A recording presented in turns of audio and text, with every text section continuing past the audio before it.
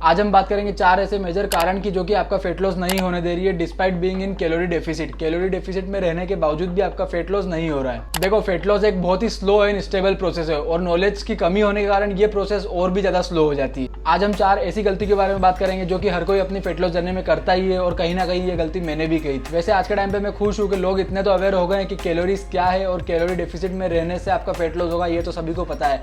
वरना आज से कुछ सालों पहले तो लोग इसको जादू ही समझते थे। जो लोग इस चैनल पे नए हैं और जो लोग मुझे पहली बार देख रहे हैं उनको कॉन्टेक्स्ट देने के लिए हेलो, मेरा नाम अक्षत लोढ़ा है और मेरा एक ही एम है कि मैं आप लोगों के सारे डाउट्स क्लियर कर पाऊँ और आप अपने आप को अच्छे से ट्रांसफॉर्म कर सको। तो अगर आप लोगों के कुछ भी डाउट्स है तो कमेंट सेक्शन हमेशा आपके लिए खुला है, जाओ लिख दो बस। ओके, तो आगे बढ़ते हैं पॉइंट नंबर 1 की तरफ, अर्ली एम्प्टी स्टोमक ट्रेनिंग या एम्प्टी स्टोमक कार्डियो। अब ये बात जो मैंने कही है इसमें ना ही मुझे दिक्कत है अर्ली मॉर्निंग ट्रेनिंग से या एम्प्टी स्टोमक कार्डियो से, इन दोनों से मुझे कोई प्रॉब्लम नहीं है। प्रॉब्लम है तो बस आप लोगों की आधी अधूरी नींद से। देखो, मानो या ना मानो हमारी लाइफस्टाइल कुछ ऐसी हो गई कि हम 12 बजे पहले नहीं सो रहे हैं और 12 बजे सोने के बाद अगर हम सुबह 5 से 6 बजे उठना चालू करेंगे तो भाई वेट लॉस होना तो दूर, बहुत सारे केसेस में वेट बढ़ना स्टार्ट हो जाता है। फर्क नहीं पड़ता कि आप कैलोरी डेफिसिट में हो, क्योंकि स्लीप डिप्रिवेशन एक ऐसी कंडीशन है जिसमें आपका मेटाबॉलिज्म बहुत ज्यादा स्लो हो जाता है। बस इसी के साथ आप थ्रू आउट द डे बहुत लो एनर्जी फील करोगे और जिम में भी अपना 100% नहीं दे पाओगे। तो कहने का मतलब यही है, अपनी रिकवरी पे ध्यान दो, डेली 7 से 8 घंटे तो सोना ही सोना है। आगे बढ़ते हैं हमारी दूसरी गलती की तरफ जो कि है every Sunday is a cheat day.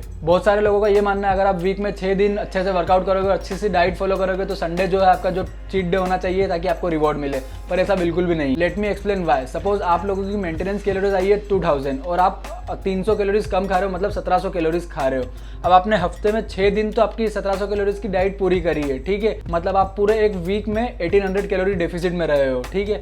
और वहीं आपने लोगों ने संडे को चीट मील ले ली या पिज्ज़ा या कुछ भी कोल्ड ड्रिंक वगैरह निपटा दी, तो जो 1800 आपका जो माइनस में था वो आपने उसी दिन पूरा कर दिया है। तो जो आपने 6 दिन नहीं खाया वो एक दिन में आपने खा लिया है, तो मतलब क्या निकलेगा उस चीज का? जितना आपने 6 दिन में कम खाया उतना ही आपने एक दिन में खा लिया, तो वेट कैसे कम होगा? तो अपना हर संडे बर्बाद मत करो, डाइट अपनी संडे को भी मेंटेन रखना, क्योंकि आपके रेस्ट डे के दिन ही आपकी बॉडी अच्छे से नरिश हो पाती है। आगे बढ़ते हैं गलती नंबर 3 की तरफ जो कि ट्रेनिंग रिलेटेड सबसे बड़ी गलती है और कहे तो एक मिथ भी है, जो कि है अगर आप लोगों को बल्क करना है तो हेवी वेट में लो रेप्स और अगर आप लोगों को कट करना है तो लाइट वेट में हाई रेप्स लगाना, जैसे कि 15 से 20 rep range. And the answer is no. अगर मैं मेरा भी एग्जांपल दूं आप लोगों को तो देखो भाई, मैं फुद्दू हो सकता हूं पर मेरी मसल्स नहीं। देखो, वाइल कटिंग हमारा मेन गोल होना चाहिए फेट लॉस, ना ही वेट लॉस, क्योंकि वेट लॉस में मसल्स भी आ जाती है और कटिंग फेज में मसल्स को बचा के रखने का सबसे बढ़िया तरीका आपकी हाई प्रोटीन डाइट तो है ही है, साथ ही में आप लोगों की ट्रेनिंग भी है, क्योंकि जितना ज्यादा आप हेवी लिफ्ट करोगे आप लोगों का CNS मतलब सेंट्रल नर्वस सिस्टम की फट जाती है और वो आपकी बॉडी को सिग्नल देता है कि ज्यादा से ज्यादा मसल मास प्रिजर्व करके रखे। अब कुछ लोग बोलेंगे हैवी मतलब कितना हैवी?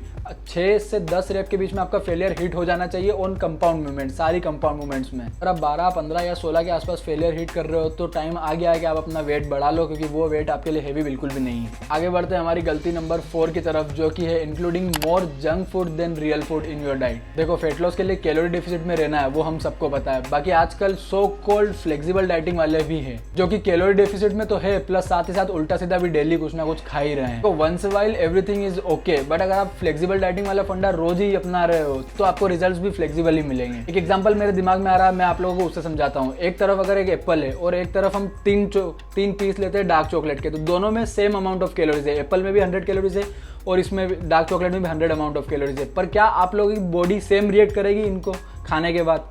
नहीं, आप लोगों की बॉडी एप्पल में पूरी डिफरेंट रिएक्ट करेगी और चॉकलेट में पूरी डिफरेंट रिएक्ट करेगी। चॉकलेट जो कि फटाक से डाइजेस्ट हो जाएगी आपकी बॉडी में और वहीं एप्पल लेगा टाइम अपना पूरा, और साथ ही उसमें इतने सारे मैक्रोन्यूट्रिएंट्स माइक्रोन्यूट्रिएंट्स मिलेंगे वो अलग। मैं ये नहीं कह रहा हूँ कि चॉकलेट या डार्क चॉकलेट खराब है, आप एप्पल को किसी से भी कंपेयर कर लो। अगर आप मैगी से भी, बहुत सारे लोग मैगी भी खा रहे हैं, अगर आप मैगी से भी कंपेयर करोगे तो मैगी जो कि बिल्कुल आपकी बॉडी में इंस्टेंट डाइजेस्ट हो जाती है, क्योंकि वो मैदे से बनी हुई है प्योर, और मैदे में बिल्कुल भी फाइबर नहीं होता जो कि आपका ब्लड शुगर लेवल बहुत ज़्यादा इंक्रीज कर देगी एक पॉइंट पे। दैट्स इट, ये थी आज की वीडियो। अगर ये वीडियो आप लोगों को आपके फेट लॉस जर्नी में हेल्प करे तो प्लीज़ एक बार लाइक जरूर कर देना और साथ ही साथ अपने दोस्तों के साथ जरूर शेयर कर देना जिसको आपको पता है कि जो फेट लॉस करना चाह रहा है और वो स्टक हो चुका है एक जगह।